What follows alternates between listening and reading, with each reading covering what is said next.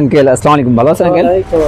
তো আপনার তো এখানকার স্টুডেন্ট না, কর্মজীবনে আছি, প্লাস পাশাপাশি আমরা একটা দায়িত্ব নিয়েছি যে আমাদের এই দেশটিকে প্রাকৃতিক যে সম্পদটা, এই সম্পদটাকে বাঁচানোর জন্য এই জন্য আমরা বিভিন্ন জায়গায় যে গাছের চারা দিয়ে আসি। তো আপনারা এই জিনিসটাকে কিভাবে দেখছেন, যা আমরা প্রাকৃতিক সম্পদে বাড়ানোর জন্য? কারণ আমাদের অক্সিজেনের একটা প্রয়োজন, হয়তো 2, 4, 5 বছর পর বা 10 বছর পর আমরা এই অক্সিজেনটা মানে এখন কিন্তু আমরা এই গাছগুছালি থেকে এখানে মোটামুটি আপনারা পাচ্ছেন।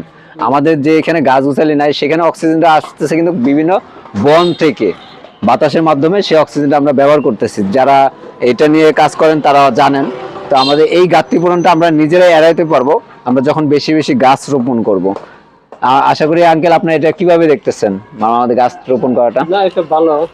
ইনশাল্লাহ আমরা আপনাদের মাঝে আরো গাছ দিয়ে গেছি এর আগেও, এখন আবার আসছি, বেশি বেশি গাছ রোপণ করে। তো সবাই বেশি বেশি গাছ রোপণ করুন, সুন্দর দেশটিকে আরো সুন্দর করে সাজিয়ে তুলুন। ভালো থাকুন, খোদা হাফেজ, আসসালামু আলাইকুম। ওয়ালাইকুম